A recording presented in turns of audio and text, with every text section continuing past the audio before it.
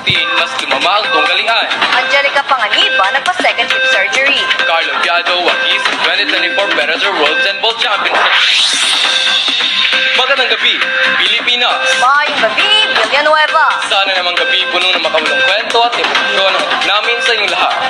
Ako, si Reed Cervantes. At ako naman si Nachma Mapud. Kami ang inyong kakbay sa pagsusubaybay sa mga napapanang balita at informasyon.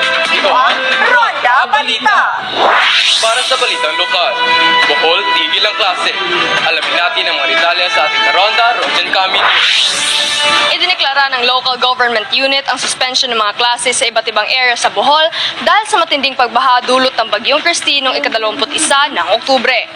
Ang sitwasyong ito ay naging malaking problema sa transportasyon, trabaho at maging sa mga bahay at infrastruktura. Sa ngayon, monitor pa rin ng mga otoridad at nagbibigay sila ng tulong sa mga mamamayan. Pinayuhan din ng gobyerno na huwag munang lalabas sa kanilang bahay at iwasan ang mga lugar na binabaha. Ako si Rojan Caaminio, nag-uulat at Ronda para sa Ronda Balita. Maraming salamat, Roj. Samantala, para naman sa balitang internasyonal, Israel at Palestine mas lumala ang tunggalian. Alamin natin ang mga detalye mula sa ating karonda, Angel Balingi. Nagresulta sa anim na nasawi ang Israeli airstrike sa Al-Aqsa Hospital na nagdulot ng malawakang pagsisira sa lugar.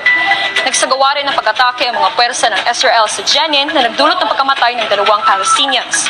Sa isa pang insidente, mga airstrike ng Israel sa isang village sa Hilagang Lebanon ay nagresulta sa pagkamatay ng 21 individual. Angel Balingit, nag-uulat at Ronda para sa Ronda Balita. Maraming salamat, Angel. Susunod, Angelica Panganiba na pa-second hip surgery. Carlo Biado wagi sa 2024 Bellator World Handball Championship. Tutukan sa pagbabalik ng Ronda Balita!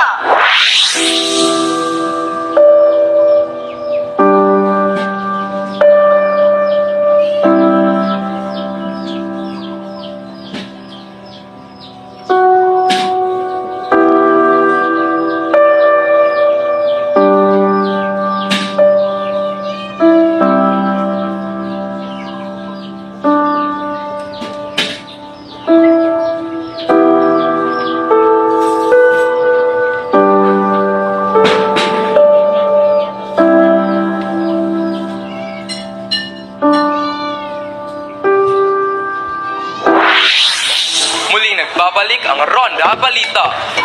Para sa balitang showbiz, Angelica Panganiba nagpa-second hip surgery.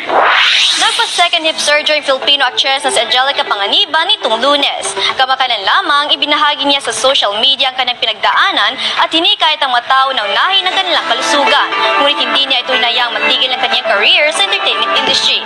Nagpakita naman ng malaking support at kahilingan ng kanyang mga fans upang mas mapabilis ang kanyang pagaling. Para naman sa balitang sports, Carlo Biado wagi sa 2024 Bellator World Handball Championship. Alamin natin ang mga detalye mula sa ating karonda, Miguel Limbas. Ni Filipino billiards player Carlo Biado ang titulo sa 2024 Bellator World Handball Championship matapos talunin si Eddie Perez sa score na 13-4. Ginanap ang laro dito sa Las Vegas, Nevada, USA. Napasok na si Biado sa paparating na international tournaments kung saan poprotektahan niya ang kanyang titulo at lalaban sa mga pandaigdigang manlalaro. Ako si Miguel Limbas, nag-uulat at Ronda para sa Ronda Balita. At ito ay ng nakalap naming balita. Muli, ako ang inyong kasangga, Reed Cervantes. At ako naman yung gagapay, Nachma Mapud. Impormasyong dapat niyong malaman.